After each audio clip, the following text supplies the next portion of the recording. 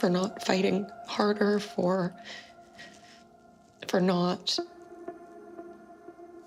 I don't know, kidnapping her and taking her into the woods and keeping her safe, you know?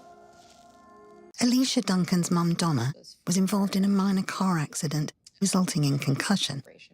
During the months that followed, Donna's health declined, but the exact cause remained a mystery. My mom speculated that she had something called central sensitivity syndrome, that the car accident had triggered. What we didn't know is that she was restricting her diet. She would say that it would hurt to eat solid food, so she was pureeing everything, having soups. She was very paranoid. She worried that if she left the house, she might be shot by a sniper at any moment. And I think that's when we really started becoming extremely concerned that this might be a mental health issue. And this was completely uncharacteristic to your mum? Completely uncharacteristic. My mom was a highly educated psychiatric nurse. How did maid enter the equation? I received a text message from my mom's common law partner. He wanted us to know that my mom was in the beginning stages of looking into maid. We just thought there was no way. There was no way she would be approved.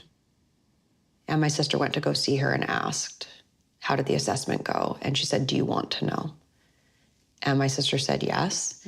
And she said, I've been approved.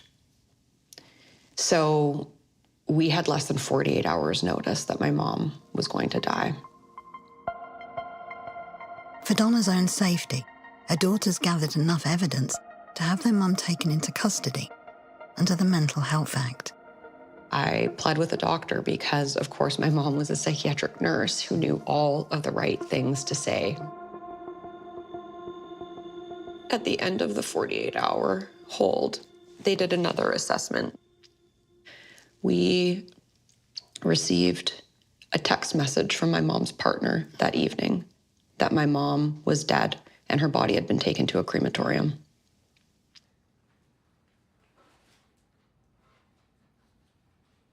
Donna was approved for track 1 of MAID, the fast track, on the basis that her condition was terminal. But her daughter disputes this.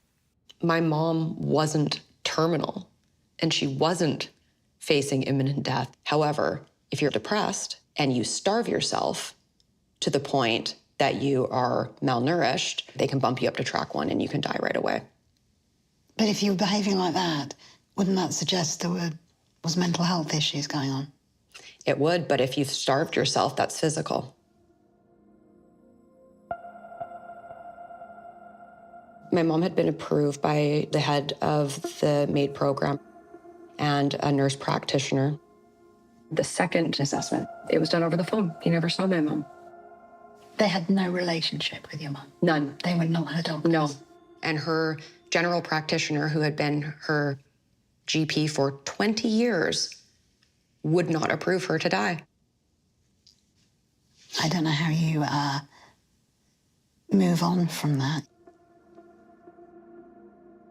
And I feel guilt for not fighting harder, for not, I don't know, kidnapping her and taking her into the woods and keeping her safe, you know?